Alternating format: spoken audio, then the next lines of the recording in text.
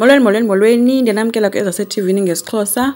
uNozuko kwabulelwa bangqingqile. Ubulelwa ukhalazela uba kutheni uNozuko ethathe isigqibo esikhulu kangaka ngaphandle kwakhe. Esi sigqibo ke sesokuba esithi uya ejele for 5 years. uNozuko ke uthe kubulelwa yena uyintsika yakhe yale family.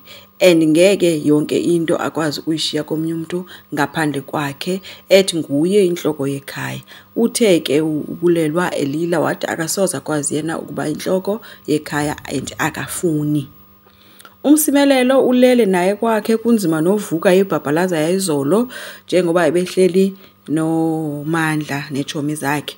Ufune kumnika ikofu nepainkillers for ibhabhalaza. Umsimelelo ke umbalisele ke yonke into ke bakuhambe kahle ngezolo and uzobhatalwa.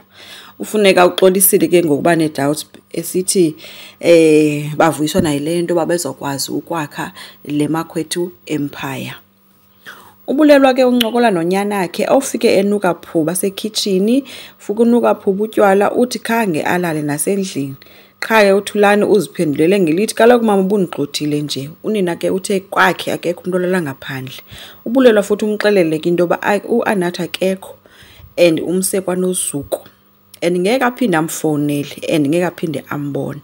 Hayi ke bothukile ke uThulani esithi hayibo umse kwamama omncinci. Wathi omnye ewe. Uthe ke and ke ngoku yena udinga into ba uThulani lo akafocuse kuyifiance yakhe uNonhle.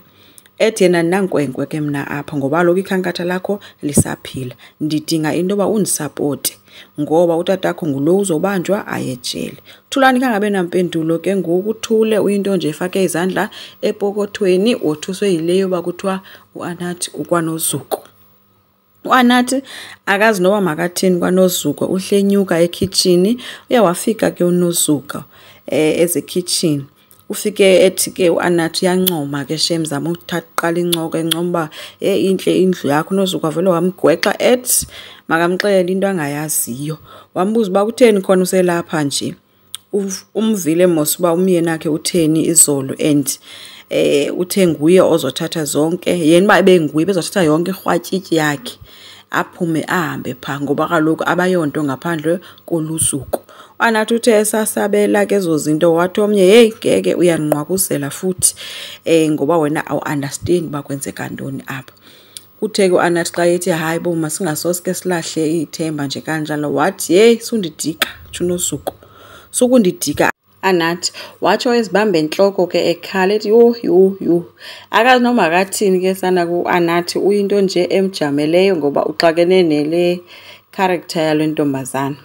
uDamsi udibana noNimba kulanda wamfihle kuyo umbonisa ifoto zoMandla bebhiyozela ukufa kwakhe. Ungamlana ke uthe bu-right obungqina kodwa abuphelelanga. Kufika nerecording kaloku apho uMandla amnika khona imali ukuze bakwazi nokufaka amapolisa kulento nabetshutshisi. Ethi futhi funeka kaloku kuthethwe nangento eyethenda laza amnika yona into ba bavumelana ngelithina ngayo so ayiphelelanga.